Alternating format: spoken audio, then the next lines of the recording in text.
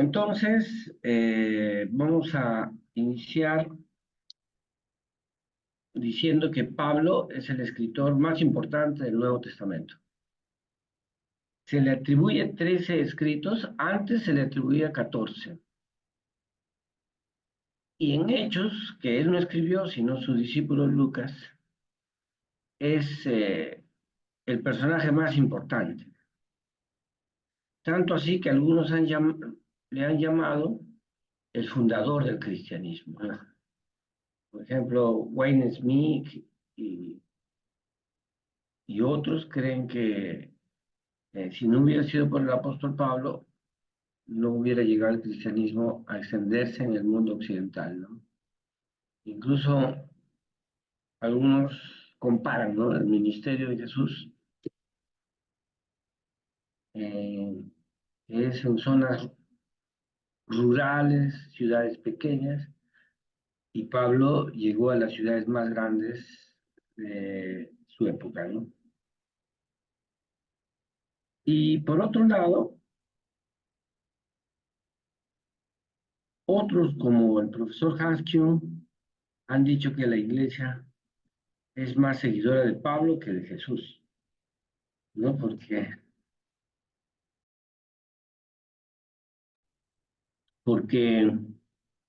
el apóstol Pablo, como que en sus documentos, ha influenciado más en la eclesiología de la iglesia.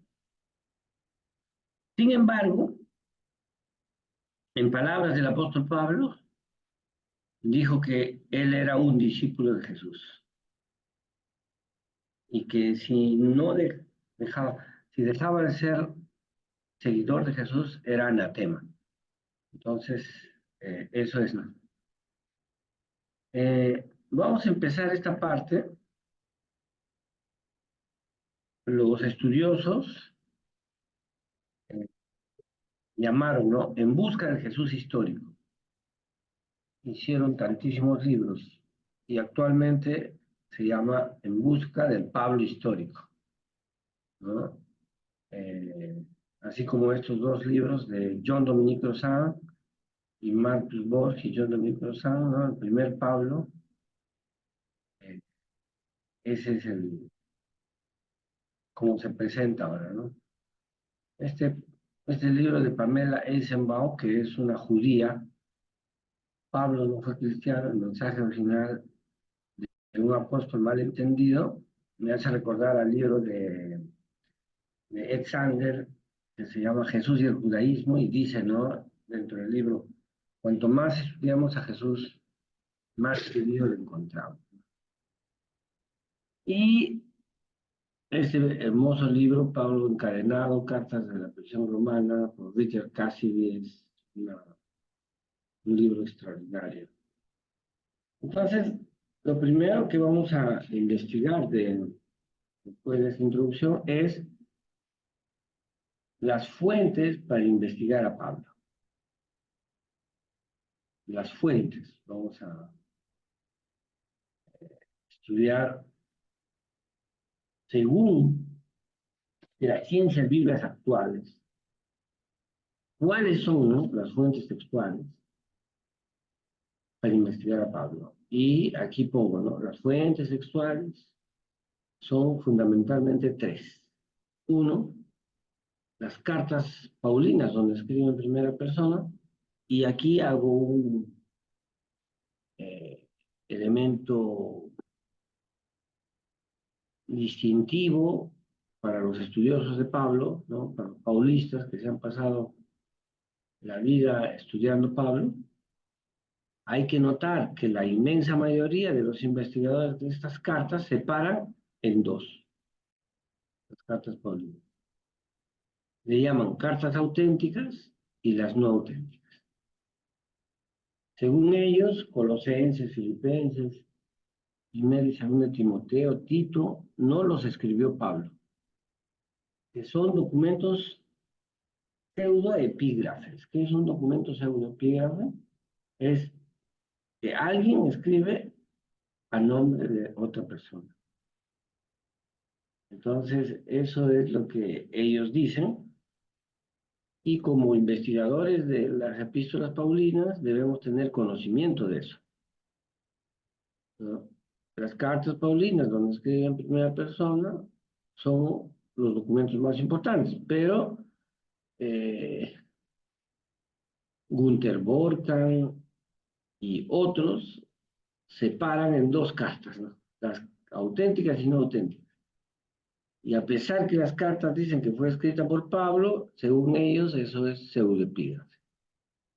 Segundo, la historia de la iglesia, los hechos de los apóstoles, desde Hechos 9 y a partir sobre todo del capítulo 11, donde desempeña un papel crucial el apóstol Pablo, ¿no?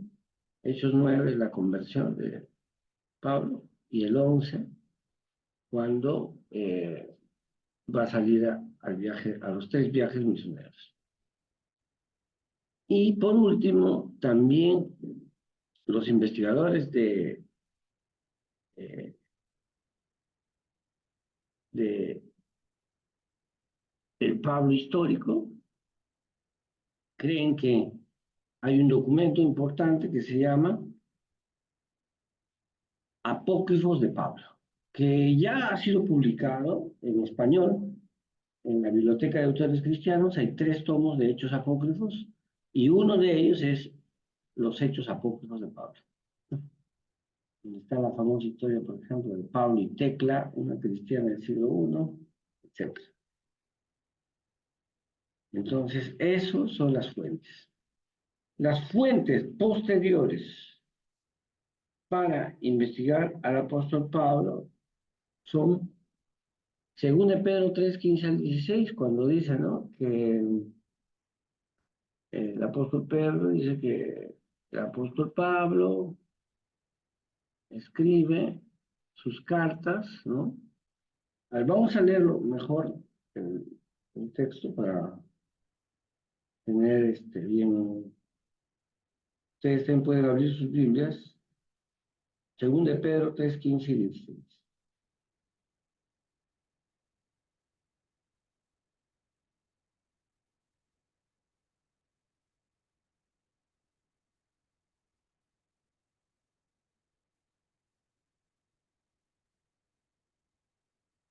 Dice así: y tener entendido que la paciencia de nuestro Señor es para salvación, como también nuestro amado hermano Pablo, según la sabiduría que le ha sido dada, os ha escrito, ¿no?,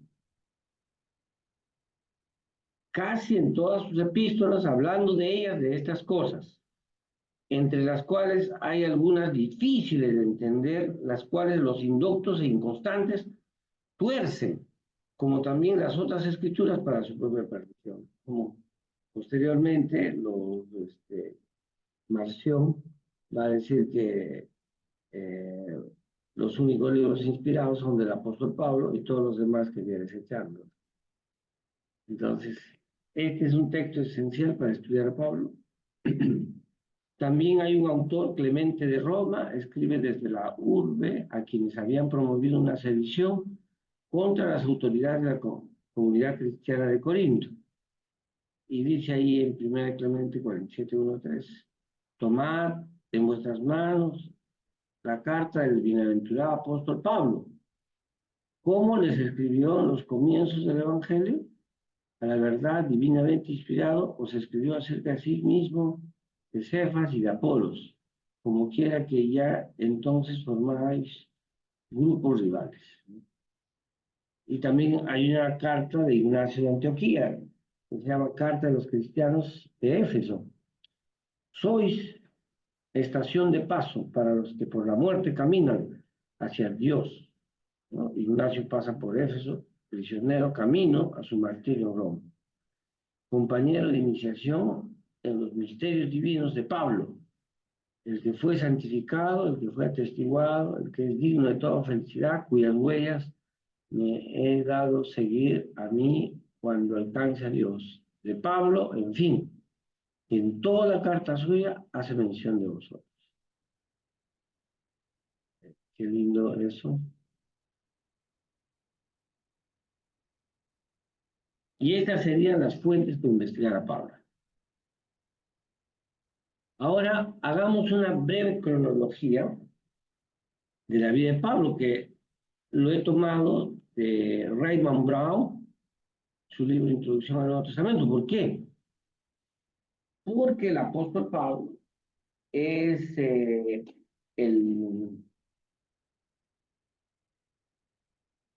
los biógrafos de Pablo no se ponen de acuerdo en una cronología única.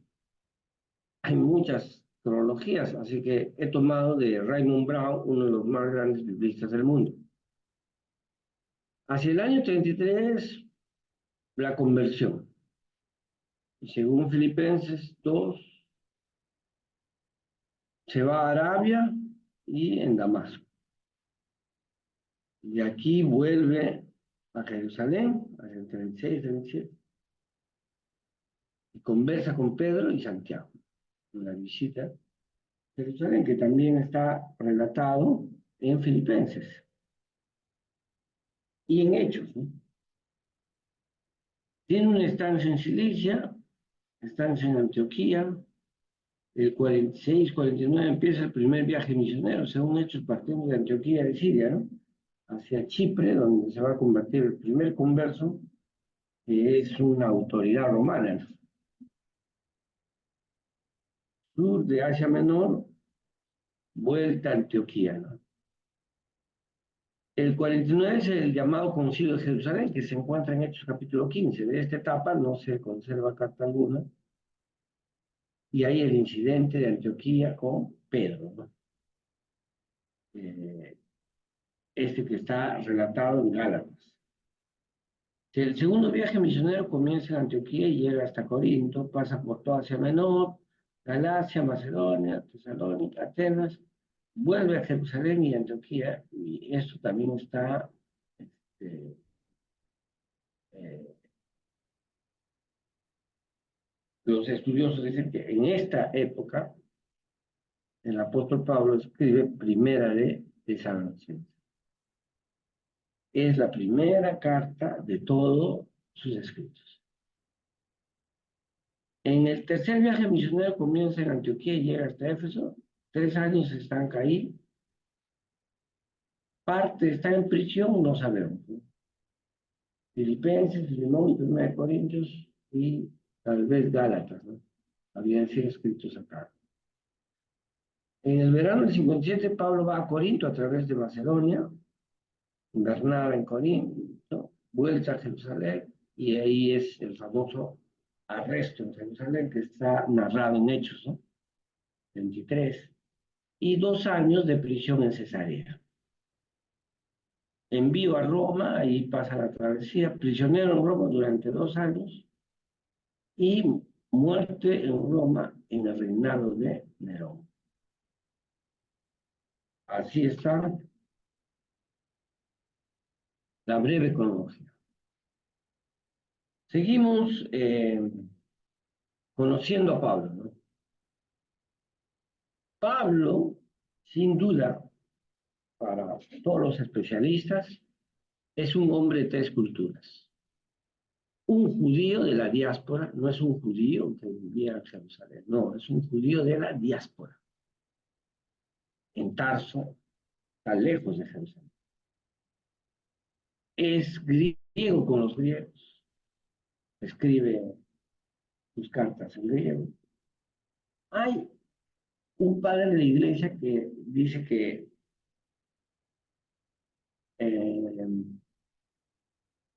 un evangelio el evangelio de Mateo fue escrito en hebreo, pero el caso de Pablo, todos sus escritos son escritos en griego. Y por lo tanto, también ciudadano romano, él es lo que se llamaría técnicamente un nuevo hombre, un nuevo hombre. O sea, no es un ciudadano de alcurnia que tenga familiares de curiones o gobernantes, no, no, es un nuevo homus, es un nuevo hombre, quiere decir que recientemente su familia ha obtenido la ciudadanía romana, ¿no?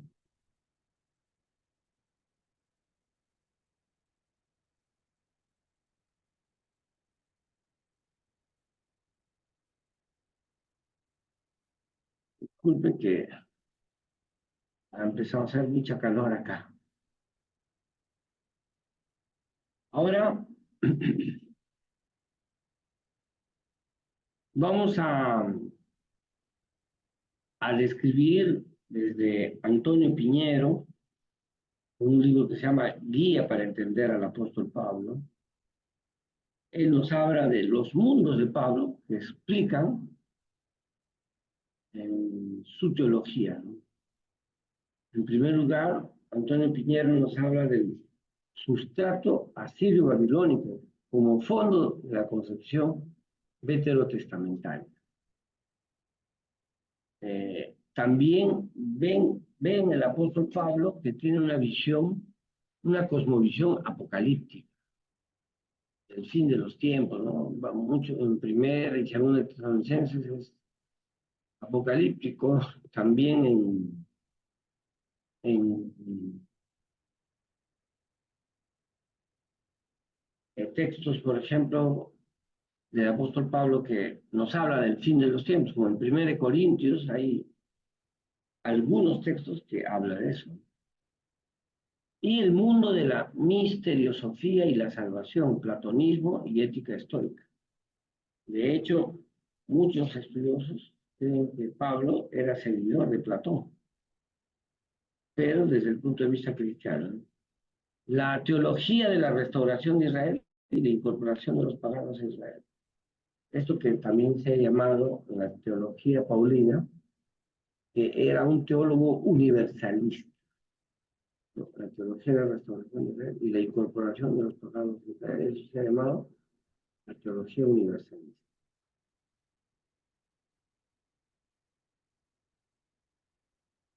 Sobre la vida del apóstol Pablo, podemos decir lo siguiente. Según Hechos de los Apóstoles, en el 22:3 dice, yo soy un hombre judío nacido en Tarso.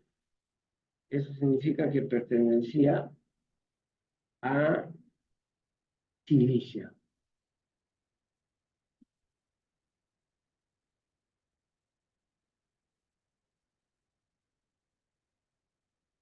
Eso está muy alto, que es al sur de la actual Turquía. El apóstol nada dice de ello en sus cartas. No dice dónde ha nacido, en ninguna de sus cartas.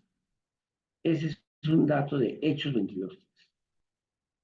Así que Pablo es un judío de la diáspora y no es un judío que vive en Israel, no. Aquí les traje un cuadro de las diásporas judías, ¿no? La primera diáspora, el 722 a.C., cuando el imperio asirio, en 722, destruye Samaria. Y el 586 a.C., cuando el imperio neobabilónico destruye Jerusalén. Tras la conquista por parte de los asirios y babilonios. Y también hubo dispersiones judías tras la revuelta contra los persas, el 359 al 338. Y ciudades donde se asentaron los judíos tras sus dispensaciones. Empiezan a, aquí están las ciudades. En todos estos lugares se encontraban. Por ejemplo, yo tuve la oportunidad de viajar a Toledo, acá, a España, de Madrid visité, y encontramos una sinagoga judía ahí, ¿no? Como museo. Ya no hay judíos, no se hace ningún culto en la sinagoga, sino es como un museo. También en Zaragoza, en Mérida, en Córdoba, en Giberes están, ¿no? Y todos estos puntos donde hay presencia de judíos. y todos pertenecen a distintas épocas, ¿no? Unos al 722, otros al 586, otros al 659, así, ¿no? Siguiendo con la vida del apóstol Pablo, entonces, Pablo nació en Tarso, en Cilicia, aproximadamente, según los paulistas, en el año 10 después de Cristo. Su padre fue un ciudadano romano y Pablo también lo fue, según Hechos de los Apóstoles. Asimismo, Pablo nació en el seno de una familia en que la piedad era hereditaria y muy ligada a las tradiciones y observancias farisaicas. Pablo nace ahí. 4. Según Filipenses, ¿no? Pablo dice que pertenecía a la tribu de Benjamín y se le dio el nombre de Saúl. Y la forma eh, de esa época era Saulo, ¿no? Que era común en esa tribu en memoria del primer rey de los judíos. En tanto, ¿sí? Como ciudadano romano también llevaba el nombre latino de Pablo, Paulo. Para los judíos de aquel tiempo era bastante usual tener dos nombres, uno en hebreo y otro en latino, o griego, entre los que existía a menudo una cierta consonancia y que yuxtaponían el modo usado por Lucas.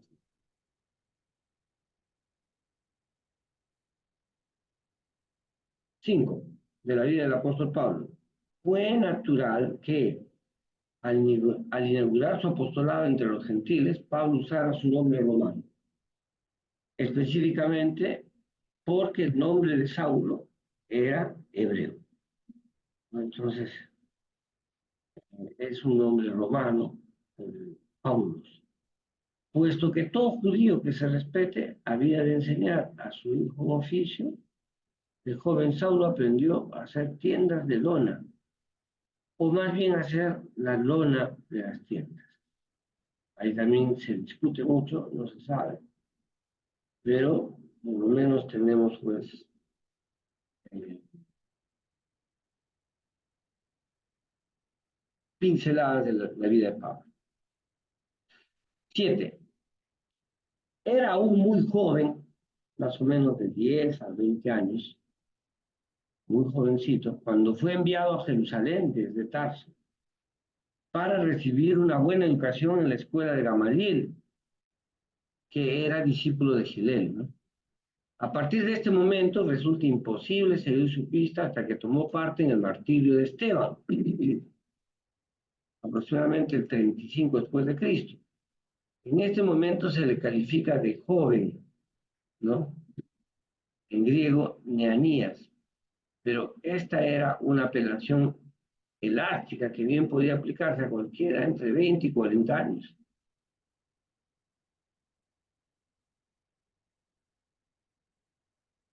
El apóstol afirma de sí mismo que su familia era totalmente judía, circuncidado al octavo día, del linaje de Israel, de la tribu de Benjamín, hebreo, hijo de hebreos, Filipenses 13. Esa es su descripción. Según Hechos 18:2, se le acusa a Pablo de escándalo de orden público, o bien de actuar contra la Lex Julia de Colegis, que prohibía reuniones no autorizadas. Sabemos por una inscripción hallada en Corinto que Galión fue procónsul de Acaya muy probablemente entre junio del 51 y mayo del 52. Por lo tanto, Pablo estaba en Corinto, según Hechos capítulo 18, en esa fecha.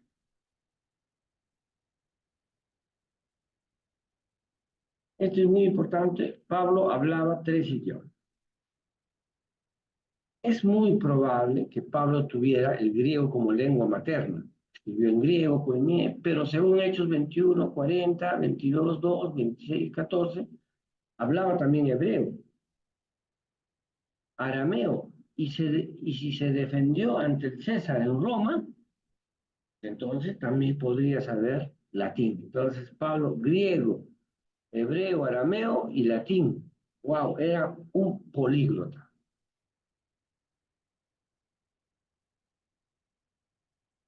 Sobre la formación escolar de Pablo. La educación de un niño judío es muy difícil tener datos precisos porque las fuentes que se tienen son tardías, son del siglo II al siglo IV después de Cristo. Sin embargo, los estudiosos han mostrado dos extremos. Uno, la aceptación que Galilea tenía baja educación, y así era en todo el mundo del Mediterráneo, incluido en Tarso. O dos, la adhesión a los datos de la Mishnah y Talmud que ofrecen una escolarización generalizada y de alto nivel de lectura, incluido la filosofía en Tarso. Hay unos autores que siguen el punto 1 y hay otros autores que siguen a otros profesores y nos da ahí muchos datos, ¿no? Los, los textos bíblicos muestran que Pablo sabía leer y escribir, ¿no? Por ejemplo, dice, yo tengo por costumbre de escribir el saludo con mi propia mano. Y esto también nos adentra a los estudios de Pablo, ¿no? Según Romanos capítulo 16, el que escribió la epístola es Tercio. O sea, Pablo le dictó y Tercio escribía, ¿no? Porque dice, yo Tercio os saluda el que escribió la epístola. Los textos bíblicos muestran que Pablo sabía leer y escribir. Algunas cartas nos muestran que dictaba a un escriba en Romanos 16 llamado Tercio. Hay datos que muestran la existencia de un cuidado esmerado por el aprendizaje de la lectura del siglo I. Hay dos posturas. Primero, la arqueología muestra grabados, al menos en objetos de uso cotidiano, jarras, platos y cerámica. Segundo, el aprecio de los judíos a las Sagradas Escrituras, donde buscaban la lectura, se caracterizaba en las casas y sinagogas llamadas Casa del Libro o Bet HaSefer, y algunos, según la casa, de la interpretación, ¿no? Y algunos, según la casa, de la interpretación Bet HaMidrash. Según Hechos, Pablo fue un judío preparado que estudió a los pies de la mayoría. En Filipenses 3:5 este pasaje indica, en primer lugar, que la familia de Pablo era totalmente judía. Humilde, como podría quizá demostrar el oficio de Pablo, constructor de tierra, ¿no? En griego, tectón. Hechos 18:3, que era propio de la clase media baja libre, ¿no? Este oficio. Eh, Sobre Filipenses 3:5 este pasaje indica, en primer lugar, que la familia de Pablo era totalmente judía, ¿no? Perdón, esto ya hemos visto. Se ha discutido si el apóstol siguió las enseñanzas superior griega y si recibió una formación de autores clásicos griegos. Pero por la Biblia conocemos que tenía información de filosofía griega. Ejemplo, parece citar expresamente a Menandro en 1 Corintios 15:33. En Hechos 17:28, a Epímenes de Nossos. Y a Árato de Cilicia de su obra Fenómenos y otros. Esos son los datos que tenemos de la formación de Pablo.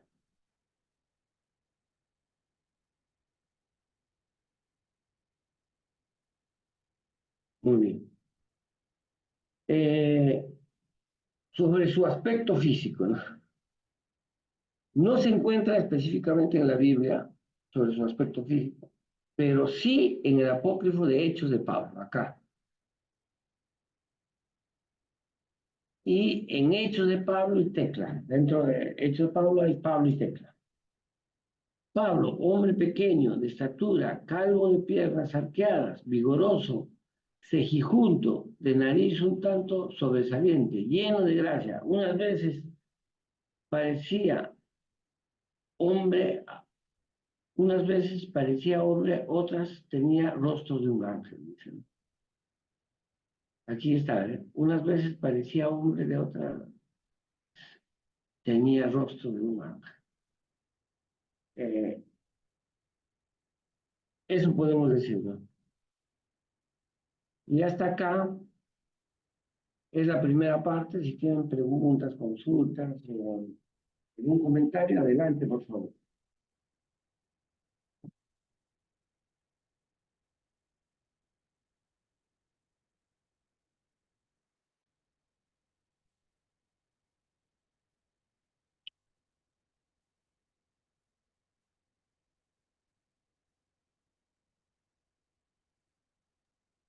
Pastor, Adelante, adelante. buenas noches. Disculpe, los libros de epístolas de Paulinas, los libros de epístola de Paulinas, todos los libros lo escribió Pablo o mandó a escribir con su, ¿cómo se llama?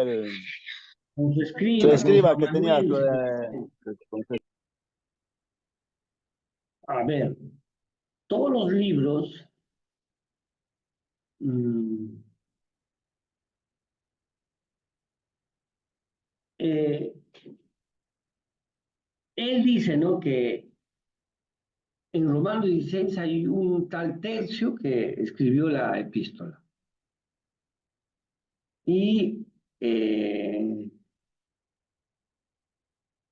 que dice también que él con su propia mano escribía el saludo. Que el saludo es lo que encabeza la carta, ¿no? La salutación también, digamos. Y no sabemos, ¿no? Que cada carta fue escrita por solo tenemos pistas de versículos bíblicos, como Hechos 16, y también otros textos, ¿no? Pero probablemente la imagen que debemos tener es Pablo dictando la carta y un escriba. Y algunas cartas puede haber escrito Pablo cuando, por ejemplo, la de Filemón eran pequeñas.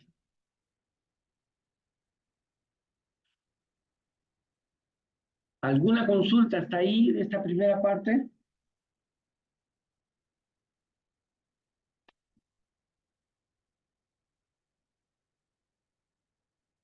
Marcia.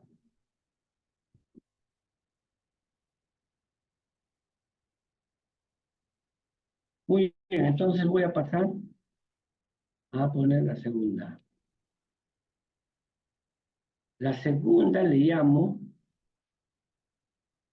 las cartas paulinas desde la perspectiva hermenéutica. Pablo es el pensador cristiano más importante de todos los tiempos. Sus cartas y escritos, que corresponden a la primera generación del cristianismo, definen claramente la fe cristiana como un documento del Nuevo Testamento y su teología ha sido fundamentalmente en la doctrina de las iglesias cristianas.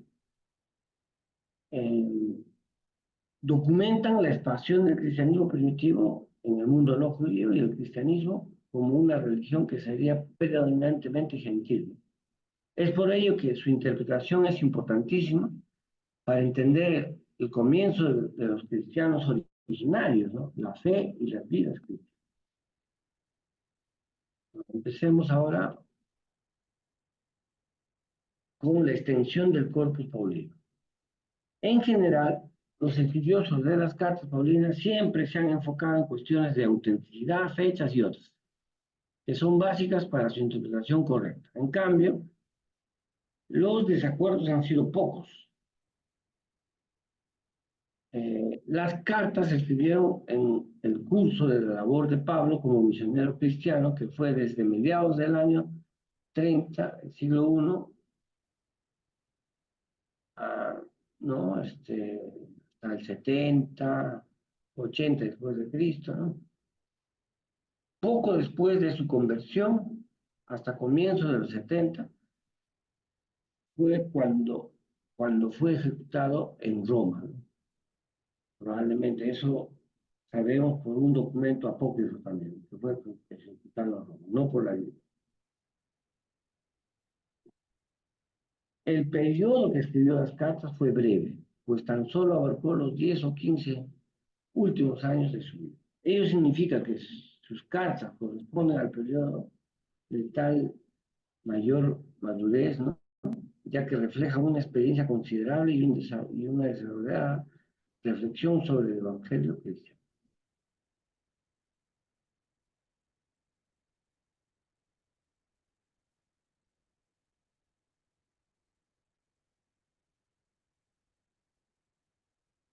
Eh,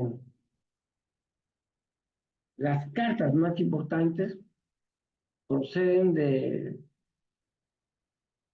un mismo periodo en la región de Egeo durante 7 años, ¿no? A partir de 50 después de Cristo, periodo en la que utilizó como base Corinto y Éfeso. Las cartas probablemente que escribió fueron Primera y Segunda Tesalonicenses, Gálatas, Primera y Segunda Corintios, Romanos. Asimismo, posiblemente Filipenses, Colosenses y Filemón son las llamadas epístolas de la oportunidad que también podrían haberse escrito durante el encarcelamiento de Pablo, unos 4 o 6 años más tarde. No todas las cartas que nombran a Pablo como autor pueden ser atribuidas a él por los especialistas modernos. Estas están, ¿no?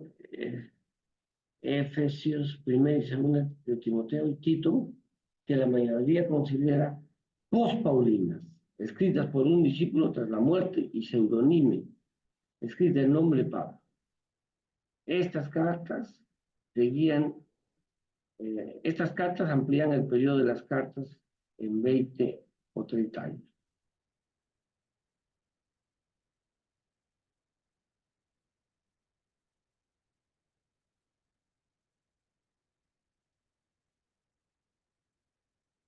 Algunos especialistas, estamos viendo ahorita la extensión del Corpus Paulino. Algunos especialistas también consideran post-pascual a Segunda Tesalonicense y Colosense, tal vez porque la primera tiene un concepto rígido del pensamiento de Pablo y la segunda porque es más probable que fuera compuesta en nombre de Pablo por un estrecho colaborador suyo. La aceptabilidad de los escritos pseudonimios en el canon del Nuevo Testamento sigue sin resolver, aunque la práctica de la pseudonimia no tuvo lugar porque buscar engañar a nadie, ¿no? La tradición de los escritos bíblicos, como el Pentateuco, Isaías y los Evangelios, era una tradición viva que pudo ser elaborada, ampliada durante mucho tiempo. Tras la muerte de su creador autoritativo, y esa elaboración y ampliación se considera todavía fórmulas en nombre de dicho creador. Siguiendo esa línea, ¿no? Aquí, antes expuesta, Efesios y las epístolas pastorales se puede considerar propiamente paulinas, al menos en el sentido en que muestran la continua influencia de la personalidad y pensamiento de Pablo.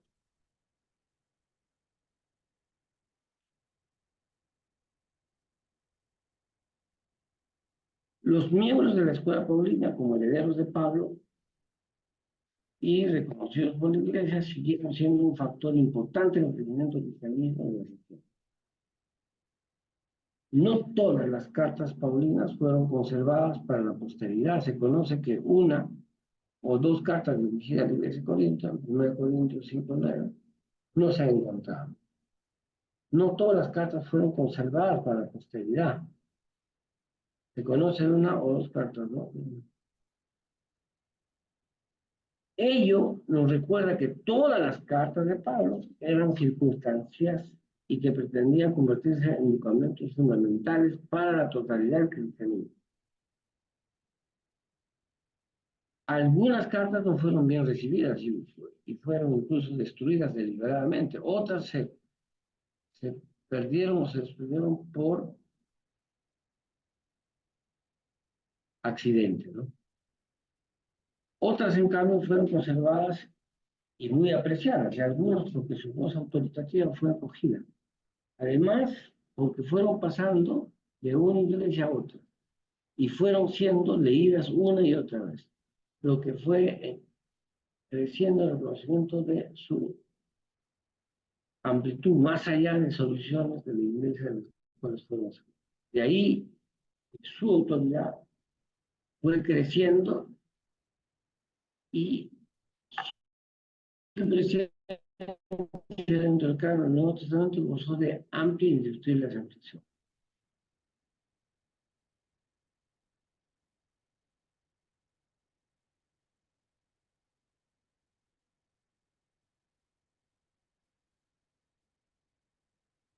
Todas las cartas, esto es muy importante, ponen de manifiesto la familiaridad de Pablo con las convenciones epistolares. ¿No? Pablo tiene una familiaridad con estas epístolas y retórica habituales de su tiempo, tal como de, a, y, saludo, expresiones de acción y oraciones por los destinatarios antes de abordar su tema principal. Además, al final suele indicar sus planes de viaje, agregar saludo y concluir con una nota personal y una bendición.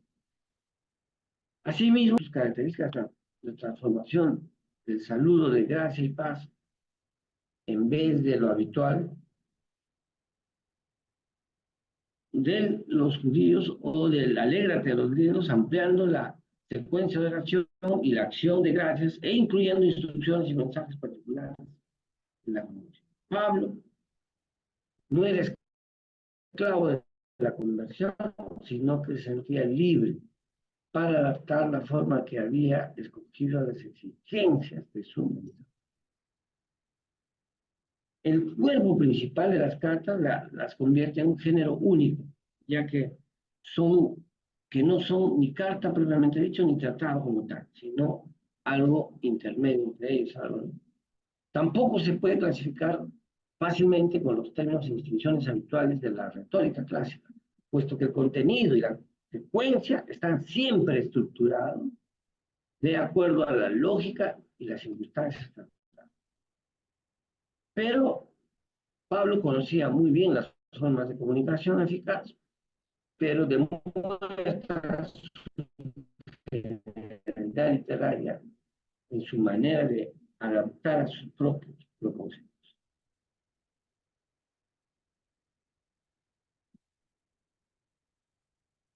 Las cartas se escribieron de acuerdo a los convencionalismos regulares de la retórica de su tiempo. Eso ya ha sido demostrado. Las cartas de Pablo, o escritos paulinos, imitaban las formas orales de la retórica. Y Pablo estaba preparado y consciente para su técnica en sus cartas más formales, ¿no?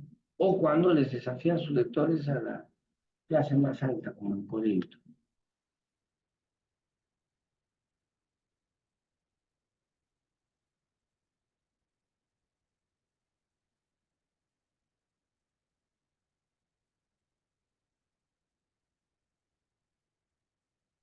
Las cartas, entonces, se escribieron de acuerdo a los convencionalismos regulares de la retórica de ese tiempo. Las cartas de Pablo imitaban las formas orales de la retórica, ¿no? Pablo estaba preparado y consciente por su técnica, sus cartas más formales, o cuando les desafiaban a sus lectores a la clase más alta, como primera y segunda de Corintios.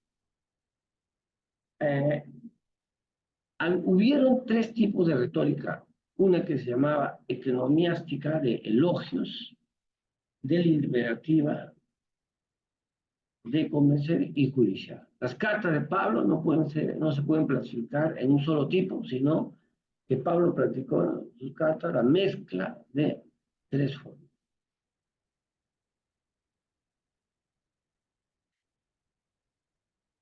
De los 27 libros que forman el Nuevo Testamento, 21 pertenecen al género epistolar.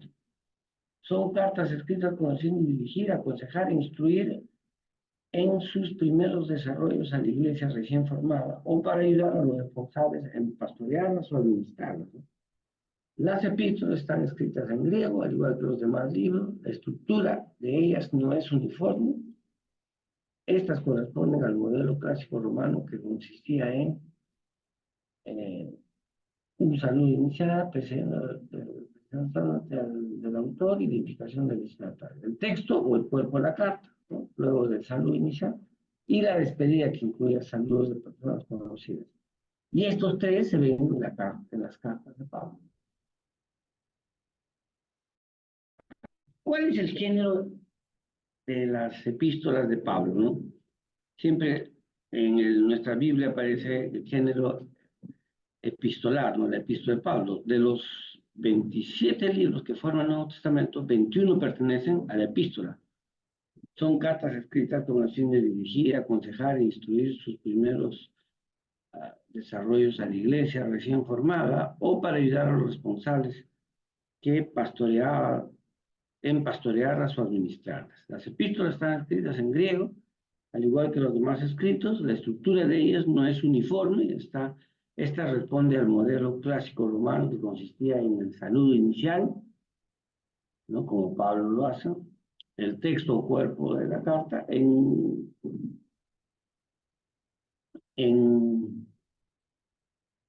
y la despedida incluía saludos de personas conocidas, como Romanos 16. Y acá, el clásico romano, ¿no?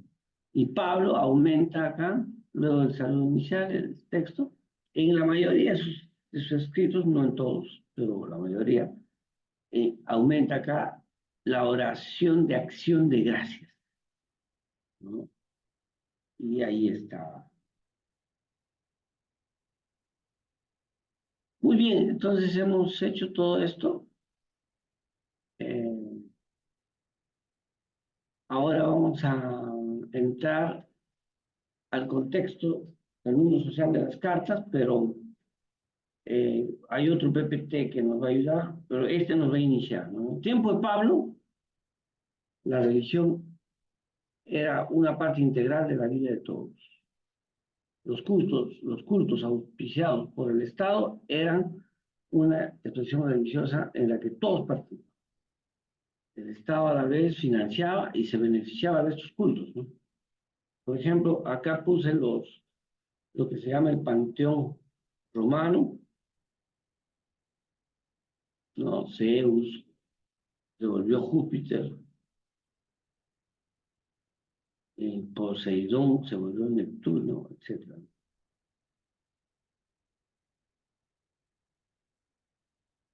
Cada ciudad tenía un santo patrón. Las deidades eran honradas, como dice Larry Hurtado, en un libro que se llama eh, Destructores de Dioses, que se llama el libro, refiriéndose al cristianismo de Jesús y a sus discípulos, o cómo destruyeron todas esas religiones paganas, ¿no? Cada ciudad tenía su santo patrón. Las deidades eran honradas con festivales, oraciones y sacrificios. Las festividades anuales incluían banquetes, entretenimientos, sacrificios, procesiones, competencias de atletismo y la realización de ritos de misterio. Un factor que era la cuestión del culto al emperador es importante, ¿no? Cuando Roma conquistó el mundo occidental, los gobernantes vieron cuán importante era la religión para la gente. En vez de combatir esto, se aprovecharon de esto poniendo imágenes de emperadores romanos en los lugares del culto, junto con las demás deidades. Esto no era un gran problema para los griegos, aparte del hecho que los romanos eran sus gobernantes, los griegos no eran exclusivistas en su culto. Adorar a una deidad no impedía adorar a otras también. La magia era otro aspecto de la parte del primer siglo que se transmitió en lo que hoy llamaríamos eh, las creencias, ¿no? Esta, estas creencias populares, ¿no? Como la magia. La filosofía. Cuando el apóstol Pablo visitó Atenas, llevó el mensaje de Cristo al mercado donde se podía encontrar una amplia variedad de personas. Entre las personas con las que habló estaban los filósofos epicúreos y estoicos. El estoicismo y el epicureísmo eran filosofías que fueron desarrolladas para liberar a las personas de las preocupaciones de la vida actual. El estoicismo era materialista y panteísta, es decir, los estoicos creían que todo estaba compuesto por materia. La forma más elevada de la materia era la naturaleza divina y permeaba el universo. La, llama, le llamaban de diferentes formas. Fuego, por ejemplo, las vírgenes vestales tenían el fuego de Zeus, ¿no? Zeus o aún Dios. Creían que este fuego divino o Dios generó el universo y un día tomaría de nuevo el universo para así mediante un gran incendio. Este ciclo de creación e incendio se repite eternamente. El estoicismo era entonces determinista. Las cosas que son como son y no pueden ser cambiadas. Para encontrar la verdadera felicidad, ellos creían que uno debía entender el curso de la naturaleza mediante la razón y simplemente aceptar las cosas tal como eran. Los epicúreos se centraban en la felicidad del individuo también, pero tomaban una dirección completamente distinta a los estoicos. Ellos creían que el camino a la felicidad era a través de la maximización del placer y la minimización del dolor. La tranquilidad se busca a través de una vida tranquila y contemplativa entre una comunidad de amigos. Los epicúreos eran materialistas, pero no eran panteístas. Era otra rama importantísima. Con esto he terminado esta parte. Ahora falta la parte del contexto histórico, que es otro PPT, pero si tienen algunas preguntas, comentarios, levante su mano o díganos, porque es importante saber, ¿no? ¿Qué opinan y sus comentarios? Adelante.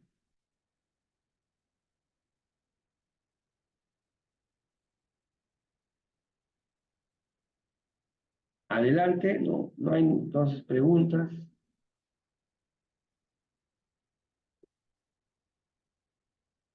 Profesor, Entonces, buenas noches. sí, adelante. Profesor, eso quiere decir que ya que Pablo creció en este mundo helenístico, ¿no? Con la, vamos a decir, con la, creencias griegas. Entonces, Pablo también conocía, las filosofías que existían en ese momento, ¿no? Porque para poder, discutir, vamos a decir, ¿no? Entre dos personas que saben del tema, necesariamente tiene que uno saber. ¿Cómo Pablo, vamos a decir, enfrenta estas filosofías o estas corrientes filosóficas en ese contexto actual, ¿no? Que ahora no podríamos de repente nosotros poder enfrentarnos, ¿no? A los estoicos, ¿no? A filósofos que incluso sustentan, ¿no? De que todo fue la parte de la evolución y todo eso que conocemos, ¿no? Mi pregunta sería, ¿cómo el apóstol Pablo enfrentó a estas corrientes filosóficas? Un gran ejemplo de eso está en Hechos capítulo 17, cuando Pablo llega a Atenas y justamente se enfrenta a estos pensamientos.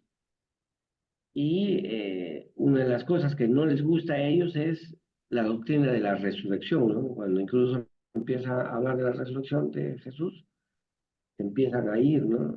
Y dado que fue así, hubieron muy pocos convertidos, a diferencia de Éfeso, de Corinto, que había muchos convertidos acá, solamente se cita 3. Entonces ahí está en Hechos capítulo 17 y, y yo les voy a poner una especie de resumen de cómo Pablo en Hechos 17 enfrenta estas situaciones, ¿no? A ver,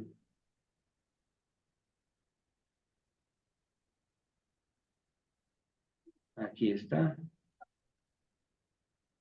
Voy a escribir.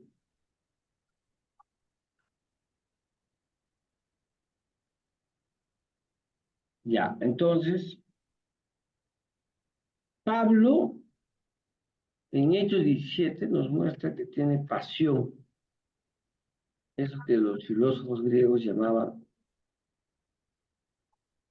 eh, la patos, también le dicen patos, ¿no? Es un hombre que, con una pasión tremenda.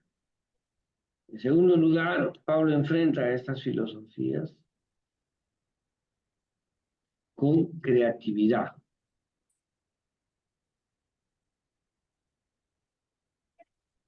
Porque cuando está ahí, dice, ¿no? Pasando por uno de sus... Vi a uno que decía, el Dios reconocido. A ese Dios yo les presento. Tres, eh,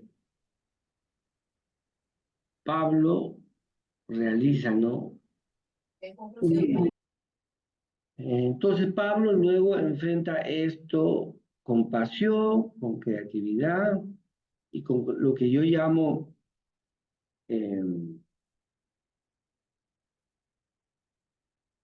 con una misión contextual, ¿no? O encarnada en la cultura. ¿Por qué? Porque dice, así como uno de sus propios poetas ha dicho, así yo les digo, o sea, conocí hasta la literatura de esos filósofos para predicarles.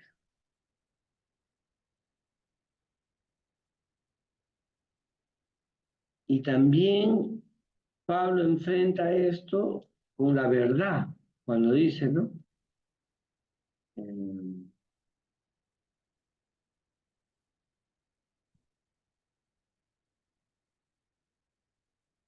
que ha habido un tiempo en que el Señor les dejó estar en su ignorancia, porque Dios no habita en algún yeso o en algo que no habita eso, ¿no? Pero Pablo les predica la verdad, que es muy duro, y también Pablo tiene mucha ética y un comportamiento muy tolerante, ¿no? Porque a pesar de que él cree en Dios y todo, es capaz de debatir con ellos y todo esto.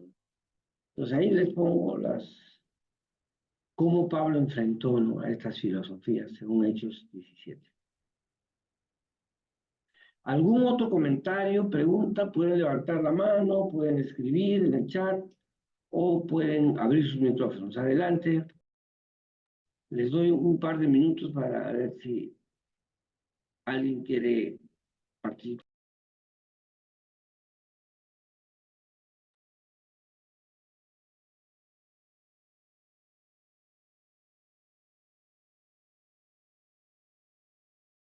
Entonces, no hay preguntas, ¿verdad? Voy a pasar al PPT de el contexto histórico, que es lo que nos falta para hoy. Este.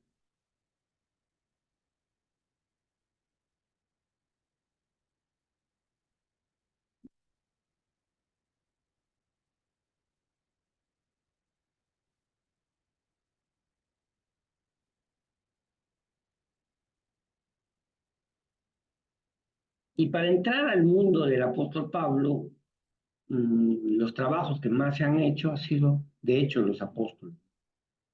Entonces, Joaquín González Echegaray ha hecho los Hechos de los Apóstoles del mundo romano.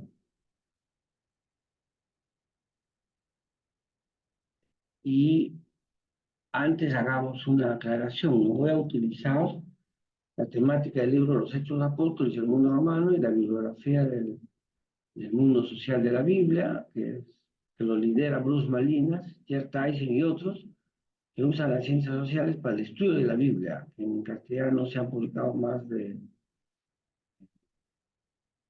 se publicaron libros desde fines de los 90, ¿no?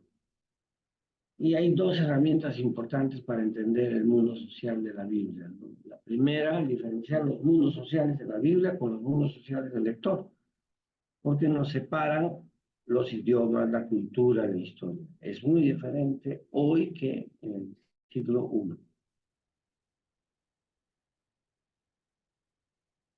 I. Y herramientas para una relectura son las siguientes, ¿no?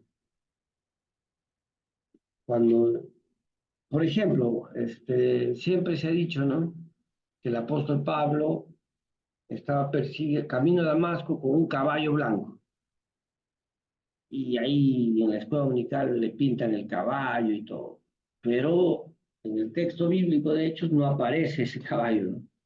Entonces, la propuesta que tenemos es esta, ¿no?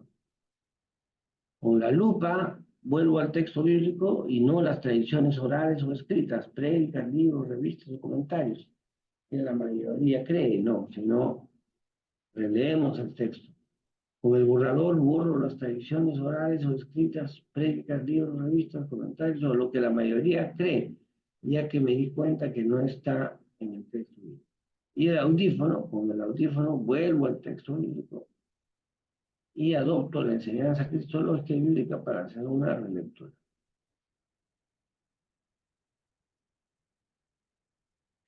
Entonces, empecemos con el entorno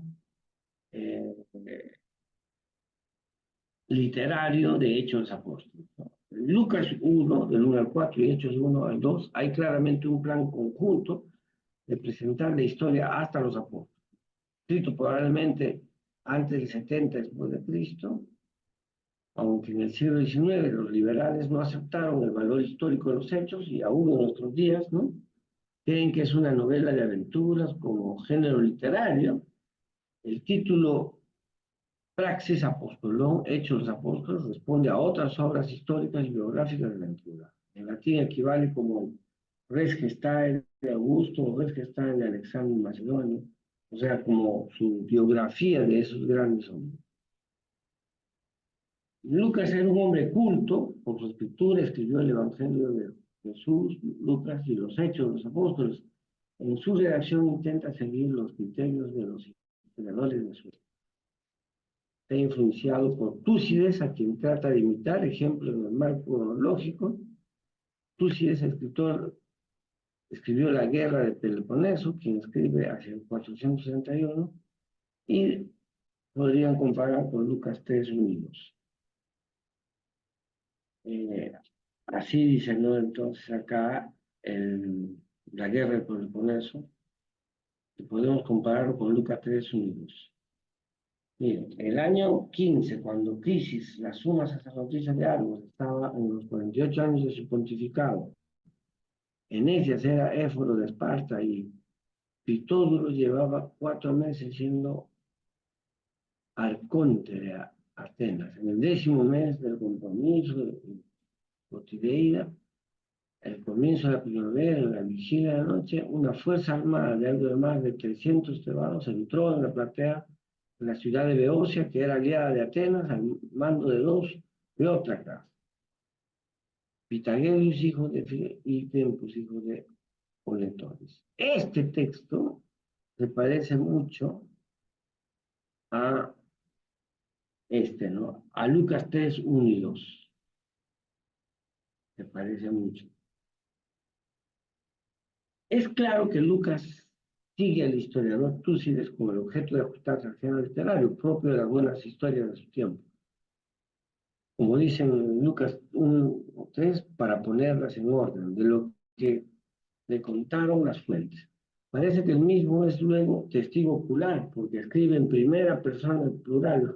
En Hechos 16 dice, en la narración ya se incluye, aunque algunos creen que solo es un recurso literario, como lo hace Túcides en Peloponeso. Pero, sobre todo, los datos que narra Hechos de los Apóstoles se pueden corroborar con la historia romana y griega. Entonces, empecemos con el Imperio Romano. Hechos de los Apóstoles muestra el mundo romano, que desde Jerusalén, en la provincia de Judea, hasta Roma, pasando por muchas ciudades, con influencias helénicas son destacados. O sea, hay ciudades enteras que tienen influencia helénica. Es un espacio geográfico de más de 2.000 kilómetros, se mueve una cultura grecorromana, incluso hablaba de visitar España, Romanos 15. Y la lengua oficial era el latín, pero en la parte oriental se habla solo griego, así que el griego fueron escritos la mayoría del Nuevo Testamento. Para eso hay que ver los siguientes asuntos. Uno, los emperadores del libro de Hechos. En Lucas se menciona dos emperadores, ¿no? Lucas 2.1 y Lucas 3.1. El emperador Augusto y el emperador Claudio, ¿no? El periodo que abarca Hechos de los Apóstoles son del 30 hasta el 63 después de Cristo.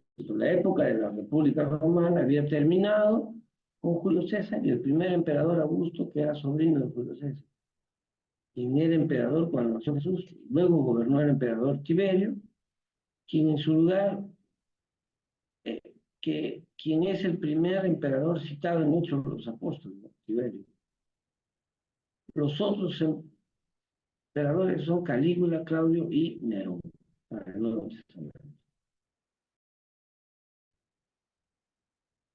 Segundo, las provincias romanas y sus gobernantes. A ver, un ratito quiero...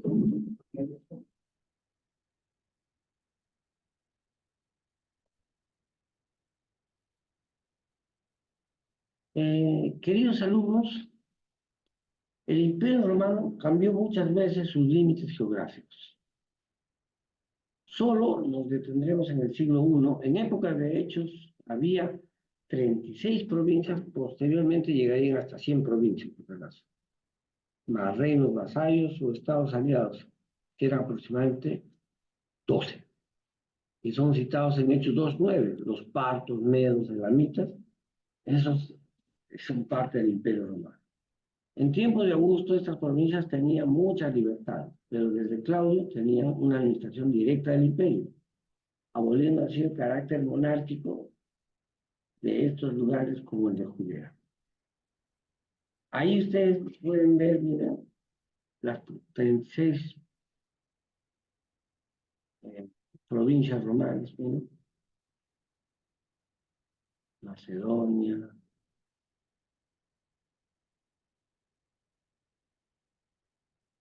así que esto sería... En épocas de Augusto, queridos alumnos, la tetrarquía de Arquelao, Judea-Samaria, fue convertida en una provincia romana de Judea el año 6 a.C. y solo pasaría en el 41 después de Cristo a formar parte del rey Agripa, junto con Galilea, Perea y Turea, Tráconis, dando así a la nueva Judea, ¿no? Las provincias romanas en el siglo I eran de dos clases. Habían provincias romanas senatoriales e imperiales. Los senatoriales tenían un gobernador llamado procónsul. En Hechos cita a Sergio Paulo, gobernador de Chipre, ¿no? Y Galión, gobernador de Acaya. Y un texto genérico del gobernador de Asia en Hechos 19:38.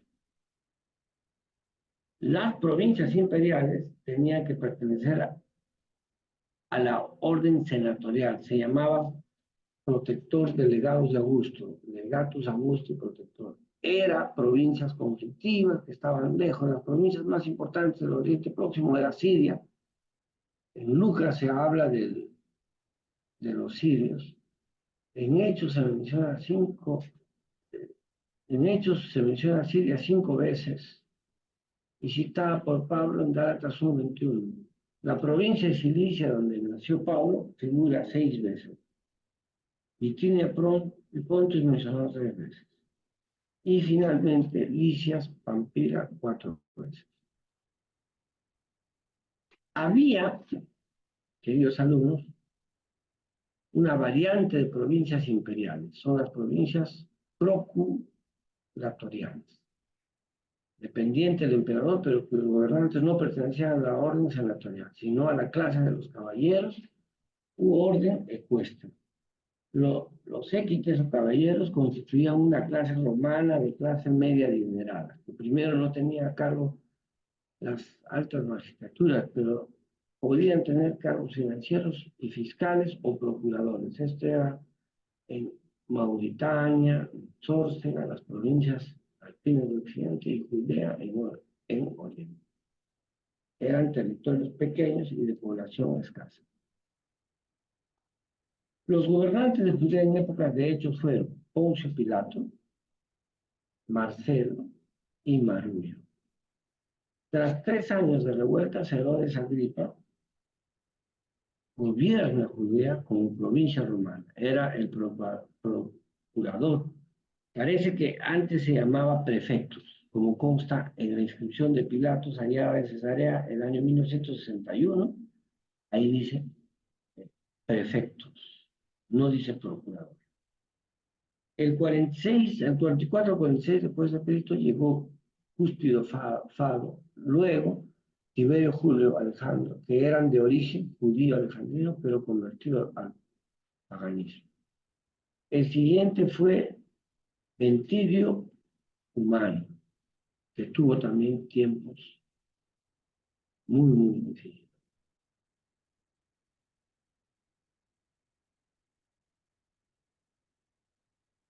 Luego también tenemos ahí a Antonio Félix, y se puede citar ahí Hechos 23 y 24. Cuando Nerón era el emperador, puso a Porcio Festo, que estuvo de 60 a 62, quien fue incapaz de parar los disturbios.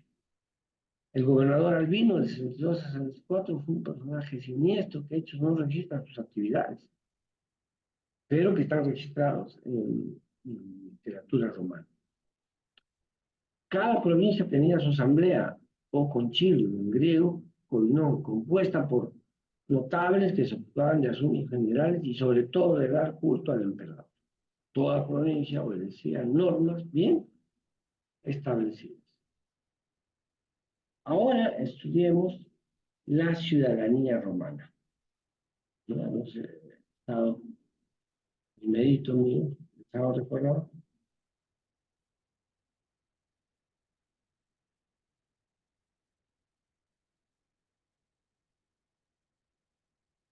¿No? Los emperadores en el libro de Hechos, luego las provincias romanas y sus gobernadores, y ahora estamos en el punto 3,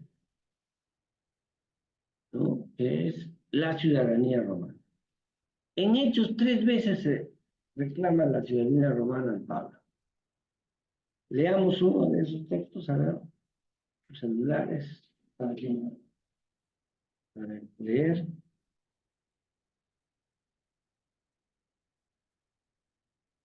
A ver, todos busquen.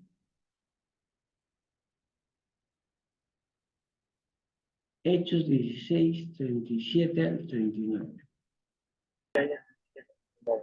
Pero Pablo respondió: ellos nos golpearon los delitos y llevaron a juicio y nos metieron en la cárcel. Y nosotros somos ciudadanos. Ahora, ¿quieren que nos vayamos a juicio? De ninguna manera. Que vengan ellos mismos a ponernos en libertad. Cuando la policía dio su informe, los funcionarios de la ciudad se alarmaron al enterarse de que Pablo y Silas eran ciudadanos. Entonces fueron a la cárcel y se disculparon con él. Luego los sacaron y les explicaron fuera de la ciudad. Entonces ahí, ¿no? Les habían metido ya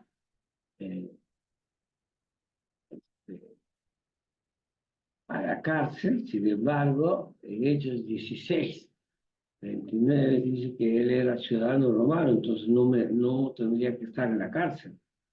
Por eso el texto dice que le rogaron que se vaya. Muy bien, esa es la primera vez que se habla de la ciudadanía romana. También hay en Hechos 22 y Hechos 25. Así Pablo, como hombre versado y romano, no puede ser castigado. Obliga al cumplimiento de la lex Porcia o lex Lulia, que prohibía azotar a los ciudadanos romanos. Y finalmente, al provocatio ad Césaro, o exigencia que cualquier proceso del tribunal de una provincia se llevaba a cabo a los tribunales imperiales de la metrópoli de Roma. Los gobernantes romanos eran muy pegados a las leyes.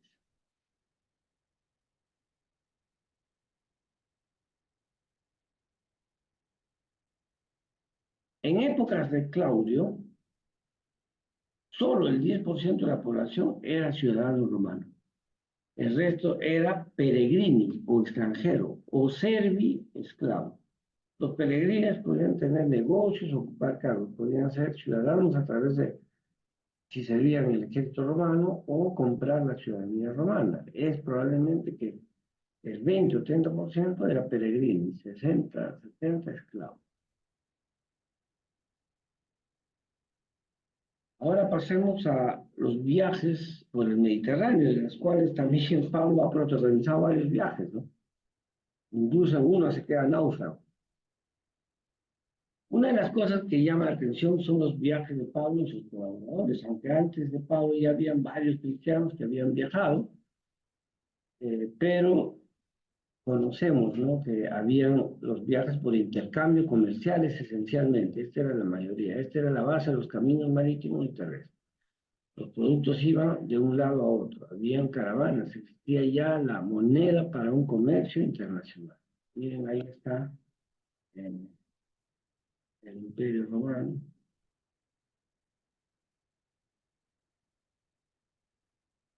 Segundo, el transporte terrestre. El Imperio Romano desarrolló más transporte terrestre que el marítimo, trazaba, construía, conservaba los caminos para asegurar el imperio. Lo más importante era la vía Apia, la vía Flaminia y la vía Aurelia. Luego las vías Ostiensis, que conducía a Ostria del puerto romano. La vía Maíz es la que está detallada en Hechos 8, verso 5, y 14, verso 15, que llegaba a Jerusalén. Otra vía es la vía Sebaste, recorría Antioquía, Iconio, Listra, Derbe, y otra vía es la vía Egnatia, que recorría Nápoles. Entonces,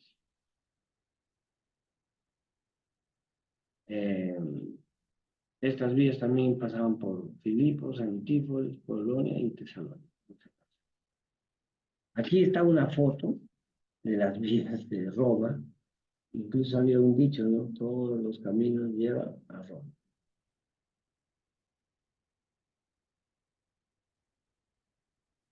Los viajes marítimos. Se ve en Hechos 27, 9, 12 peligros en los viajes, ¿no? Y otros como Hechos 20, 14, 25. Aquí, miren, han reconstruido cómo era un barco romano en la antigüedad, ¿no? Así era. Y ahora, luego de esto, pasamos a la casa helenístico romano. Uno, ¿cómo eran las casas romanas? Es sorprendente tener el mismo modelo de casas de Galia, de Italia, de África o Asia Menor. Todas eran semejantes y estaban en distintos lugares. Habían varios tipos, ¿no?, de casas romanas. Se llamaba el domus, la casa más grande de los ricos.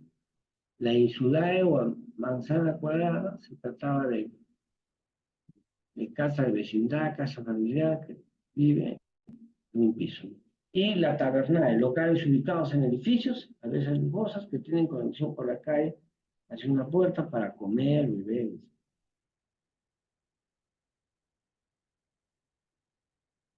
Aquí están las casas. Ahora, la casa helenístico romana. La familia, en época de Pablo, eran patriarcales. El ciudadano romano tenía doble nombre: del viejo clan gens, de que descendía, y el de la familia cognomen. Se añadía un pronombre que lo distinguía al individuo de sus hermanos. Ejemplo, Cicerón era Marco Tulio Cicerón. Cicerón es su descendencia familiar. Es la tría nombre, ¿no? Marco Tulio Cicerón, los tres nombres.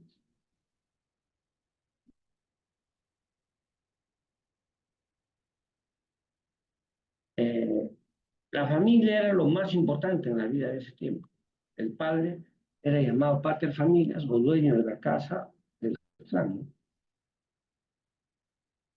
Ahora las religiones. Había un ámbito religioso en las ciudades que se predicó el Evangelio de Cristo, ¿no? Uno, la crisis religiosa del paganismo, no solo de la religión grecorromana y las mitologías, sino de una amplia gama de dioses y diosas. En Roma se veneraba la triada Júpiter, Juno, Minerva. Roma y el imperio adoraron una religión nacional que se digitaba desde el emperador y llegó a buscar la adoración al emperador también. Ahí está Zeus y los dioses griegos. Religiones orientales. ¿No? Primero acá habíamos visto la crisis de la religión del paganismo, que era como la religión del Estado, con muchos dioses.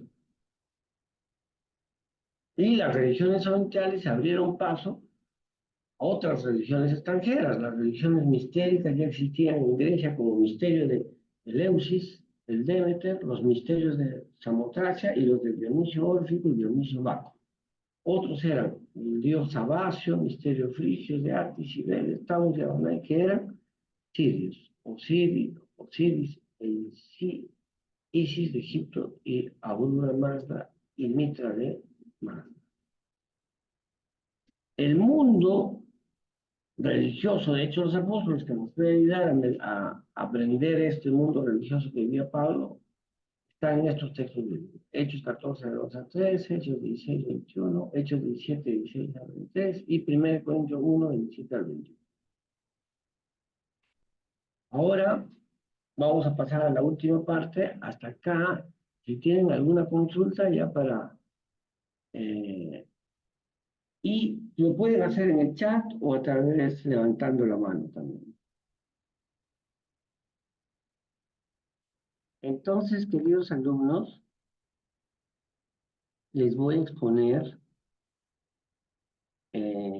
lo que en los libros actuales se llaman los valores del siglo I. Y esto lo voy a hacer resumiendo al libro de Rafael Aguirre, La Mesa Compartida de Estudios del Nuevo Testamento desde las Ciencias Sociales. Empecemos.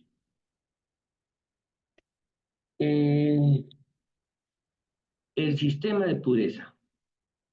En el mundo mediterráneo del siglo I, el sistema de pureza era estricto, propio del judaísmo. No tenían ese mismo sistema de pureza los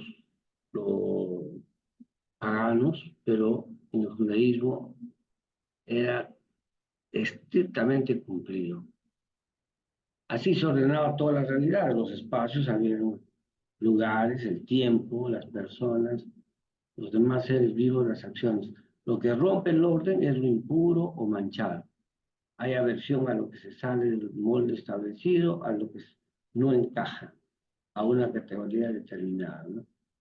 Y uno de esos ejemplos es la comida kosher, que es la comida pura que los judíos practicaban. El sistema de pureza, así como impuros los animales que no encajan con los animales que ellos consideran adecuados, que está en Levítico capítulo 11, a ver si leemos ese texto, para que se acuerden.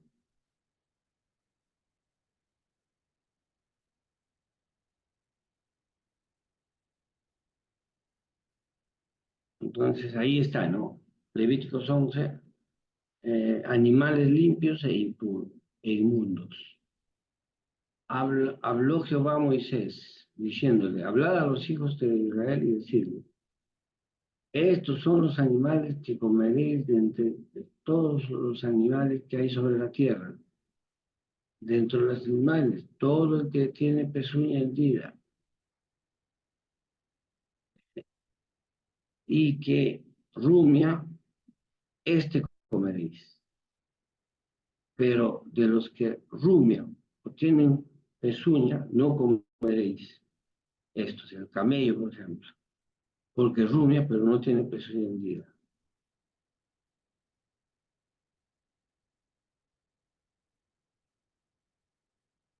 Y acá están, ¿no? También el conejo lo puedes comer. Asimismo la liebre, porque rumia, pero no tiene pezuña. El cerdo tampoco.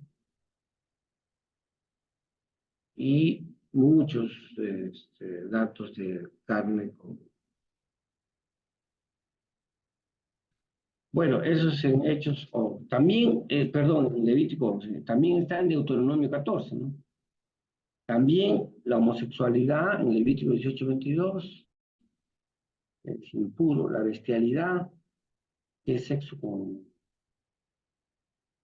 animales, el incesto, en Levítico 18:6, son impuros. Como dice Cruz Malina, decirlo contaminado es un modo de hablar de algo a alguien que está fuera del lugar. Los sistemas de pureza proporcionan mapas que designan el espacio social y el tiempo donde todo y todas podemos encajar. Honor, vergüenza.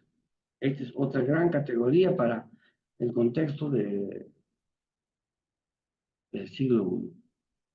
Esta categoría es central en la lectura del texto bíblico. El honor es el estado o consideración que es de reconocimiento por parte de los demás.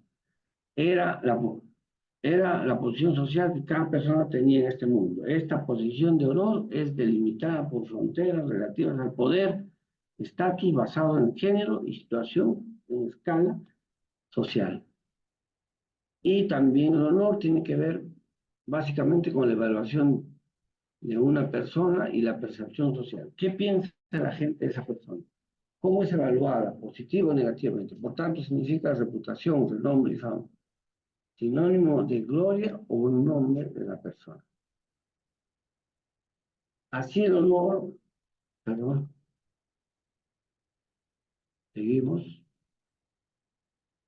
Así el honor depende del estirpe o familia, a qué pertenece. Y es fundamental mantener el honor de la familia y vengarlo, en caso que haya sido ultrajada. Se podía ganar honor por acciones personales. Y el otro concepto es vergüenza, que tiene dos sentidos en griego.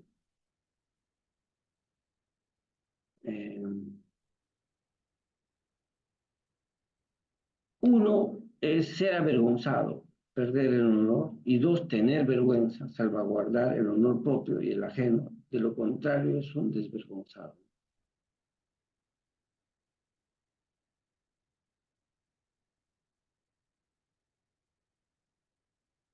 Se consideraban a varias personas sin ningún honor, como las prostitutas, los actores, los posaderos y otros, porque su actividad no guardaba el honor. Así el honor del varón está representado por sus rasgos masculinos, su virilidad, coraje, autoridad, defensa de la familia y prestigio. La mujer, en cambio, guardaba el honor del grupo, cultivando la vergüenza. Su honor se simboliza en la cabeza con un velo y su integridad sexual, su comportamiento con pudor, recato y fidelidad. Ahora hay otro, ¿no? Ya hemos pasado. El primero es el sistema de pureza, el segundo, honor, vergüenza. Y ahora pasamos a patrón cliente. Actualmente se parte de la idea de que debemos vivir en democracia, que todos valemos. En la antigüedad los miembros de la sociedad no eran iguales. Lo que hoy llamamos nepotismo era considerado adecuado, por ejemplo, ¿no? Un ejemplo. En este contexto, el patrón era una persona de honor y de recursos económicos, con una serie de clientes, y procuraba aumentarlos. Porque ellos le proporcionaban más honor. Los clientes buscaban un buen patrón, aunque ese sistema surgió en el mundo de Roma, se había extendido en todo el imperio romano. El patrón era un benefactor, solía hacer obras públicas, organizaba festejos. El emperador era patrón de los oficiales mayores y los oficiales mayores de patrones de los inferiores.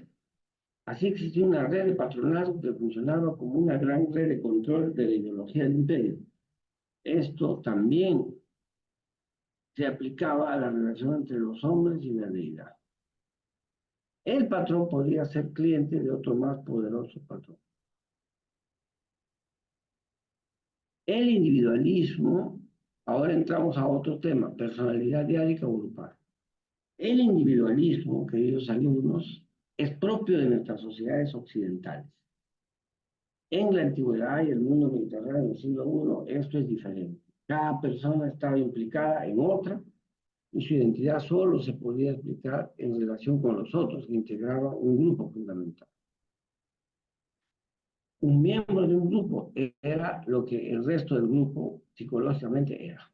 Dependían de los demás para llegar a comprender quiénes eran. Esto llevaba a los estereotipos muy marcados en el Nuevo Testamento y en los Hechos de los Apóstoles. Por ejemplo, Tito 1:12. A ver, vamos a leer. Alguien, ayúdeme a leer ese texto. Tito 1:12.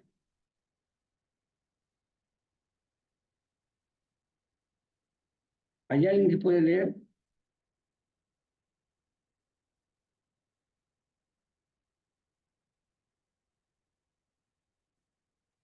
Yo puedo leer. Adelante. Dice, uno de ellos, su propio profeta, dijo, los cretenses siempre mentirosos, malas bestias, glotones, ociosos. Miren, ¿no? Cómo hacían personalidades diáricas del grupo que a los que estaban en el grupo pero no tenían mucha situación de personalidad, se hacía pues personas que en grupo se imponían a otros, ¿no? Otro texto es Juan 4:9. Vamos a leer ese texto.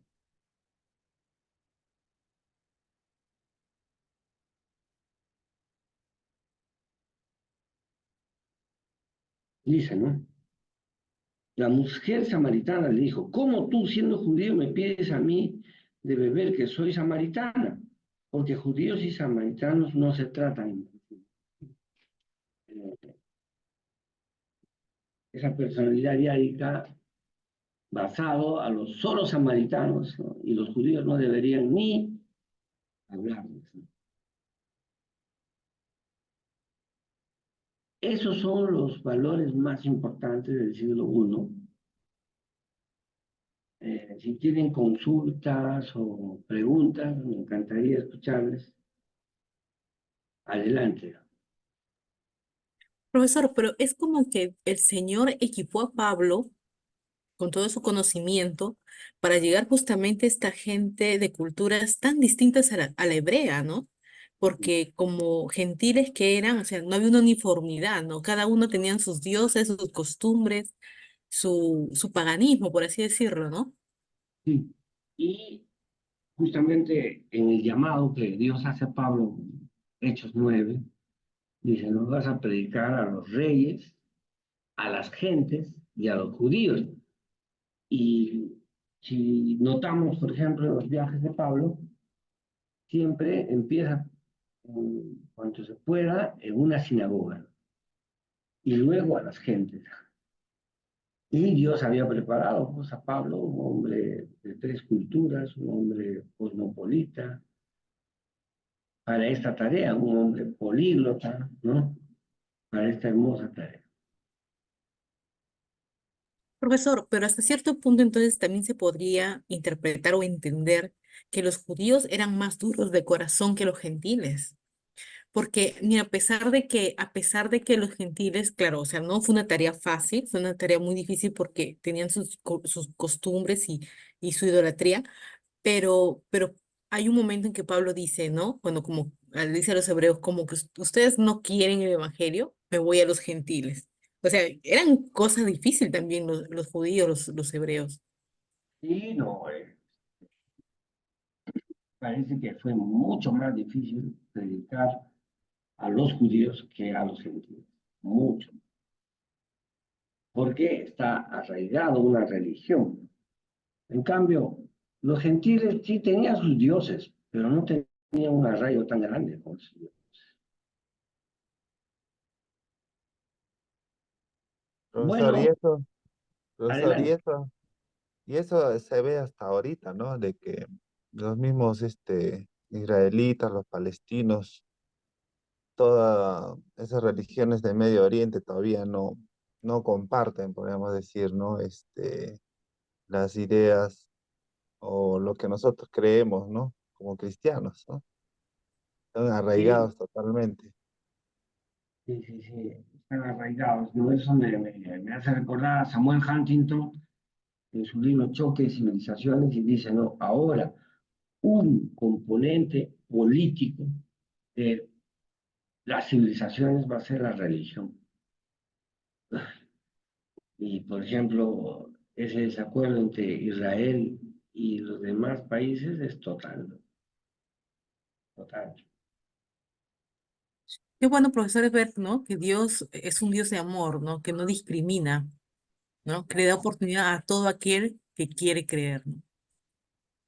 A eso se llama en los estudios de Pablo universalismo. Dios, a través de Pablo, tiene un mensaje universal para todos y todos podríamos convertirnos y ser parte de este gran pueblo de Dios.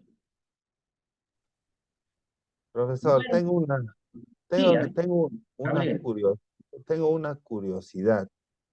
Si el Evangelio llegó ahora, bueno, es casi toda Europa, ¿no? En ese tiempo, ¿por qué no llegó hacia el lado de Asia, podemos decir, ¿no? Mejor dicho, como conocemos ahorita China, Japón, la India, ¿no? Esos que tienen una religión diferente, ¿no? O no hay registro, ¿no? De que haya llegado por ahí, ¿no? La religión, pero no se menciona, ¿no? En la Biblia. Claro, claro, claro. La Biblia, si tú agarras un mapa, Pablo llega al Imperio Romano, del Imperio Romano a Roma, a Asia Menor y Macedonia. Y los demás, no, no. Pero el trabajo que hace Pablo es tremendo, ¿no?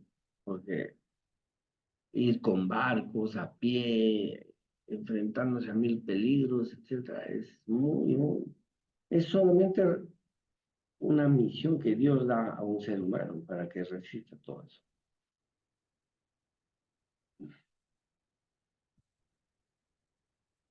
Bueno, si ya no hay preguntas aquí, terminaríamos, hermana, Sí, claro, profesor. y ya en la próxima semana los vería. Ujú, sí. Profesor, entonces terminamos la clase con una Sí, oración. sí, por favor. Amén. Señor, gracias te damos por tu amor y misericordia. Ayúdanos a través de la palabra de Dios a encontrarte a ti y también nuestra fe. Gracias, Señor, por todo. Te pido que abras los corazones y podamos tener expresos hermosos, Señor, que tú nos das. En el nombre de Cristo Jesús. Amén.